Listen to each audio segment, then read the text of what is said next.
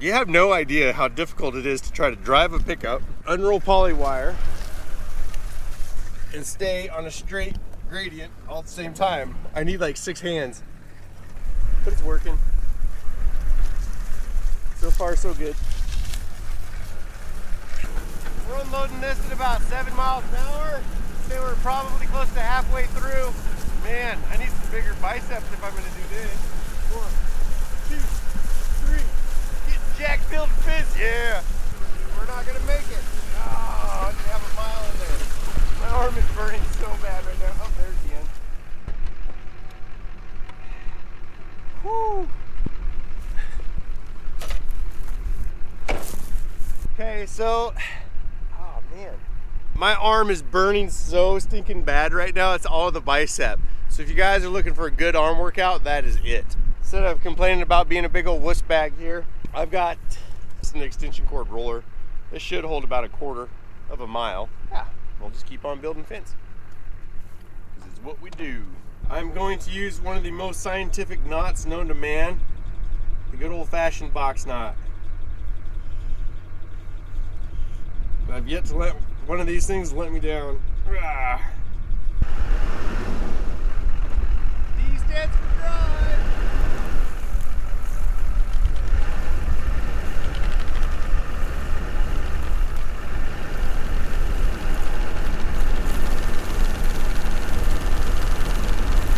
So this post here is at the end of about 1 mile of this stretchy wire. You can put them straight up and down. I always like to give it a little bit of an angle on the dangle. Also, the next wire is going to be pulling this post this way, so I'm going to angle it this way and this way.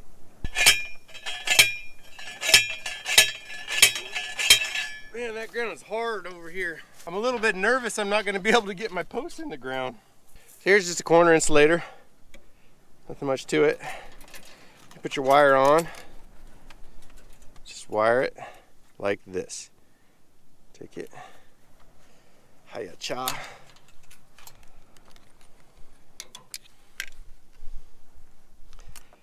And then just give it a little twist. Like that. So here's our T-post that we just put in. When you're putting these on, make sure you wrap it around twice. 1, 2, and then just twist tie it on the back like you would a bread sack twisty tie or something. All right, let's go stretch a mile of fence with a hammer. It ought to be fine.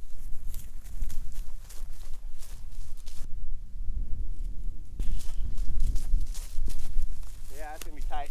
As you can see, this side is loose. So I'm gonna cut my string here, give myself enough to tie it into my insulator, and then should be good to go. So you gotta remember, there's 1 mile of fence down there, and that sucker's tight, pretty tight.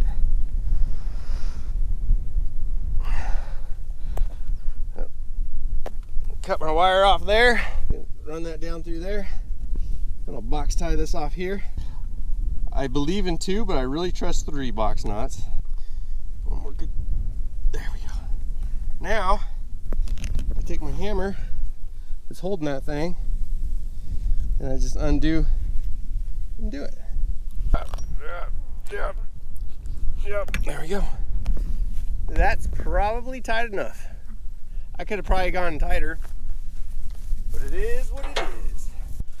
So now that we got all the wire ready to go, let's put some posts in. I like to load up the 4-wheeler with as many posts as I can carry. I'll put a bunch on the back side, I'll strap it down, and then I'll put the ones on the front that I can just whip off real fast. So let's go ahead and load up this 4-wheeler.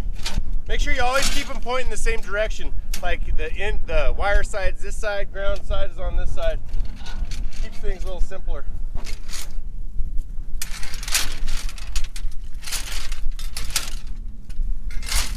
So now what I do, these are the back ones, I strap these down.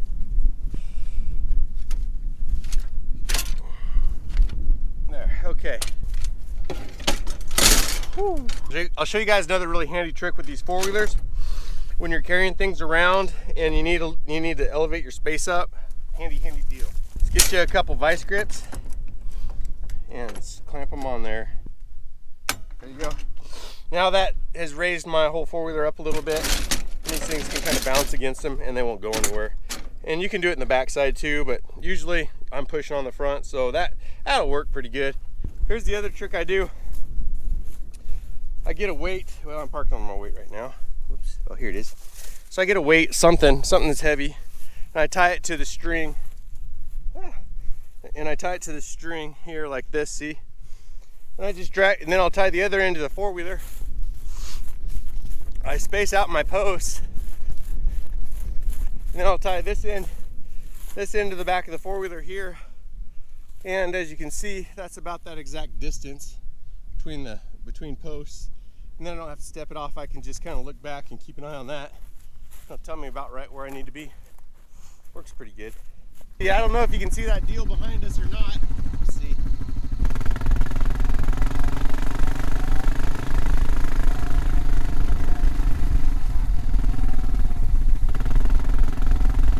See it back there making dust? So it's about a parallel with that post, which is probably 30, 40 paces.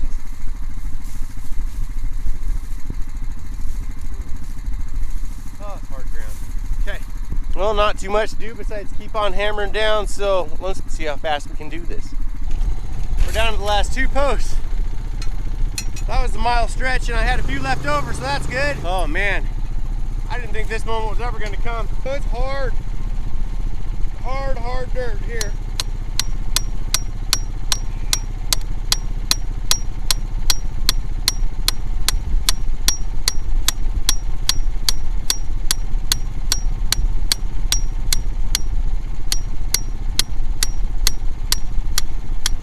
That's good enough.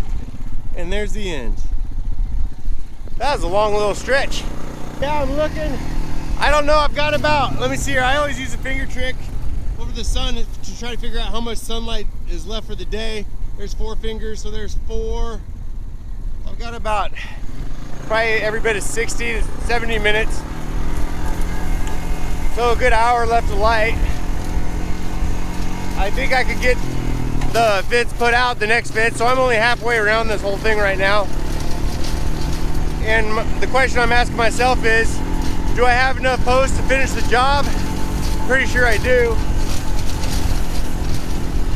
I'm pretty sure I got enough wire to go at least 1 more mile. Do I want to push it and try to do a mile before it's dark? I think we should. So let's put the hammer down and get over to the pickup so we can get this job done. Well, it's the next day. I got tired, but putting out just a little bit more of this stuff, doing the old-fashioned post. This was a roll 2,200 feet, and I don't know if you can see it or not, but the post is coming up there, and I sure hope we have enough string. Oh man, are we gonna make it? It is really close. See if you guys can see the post up here. Hopefully we'll make it. I don't know. It is way close. Yeah, from here I could stretch it probably. We'll say that's good. Well, there it is, and that's how far we have to go. So I would say we made it, which is good. I need a insulator. Where's my insulator? Why is the insulator's gone?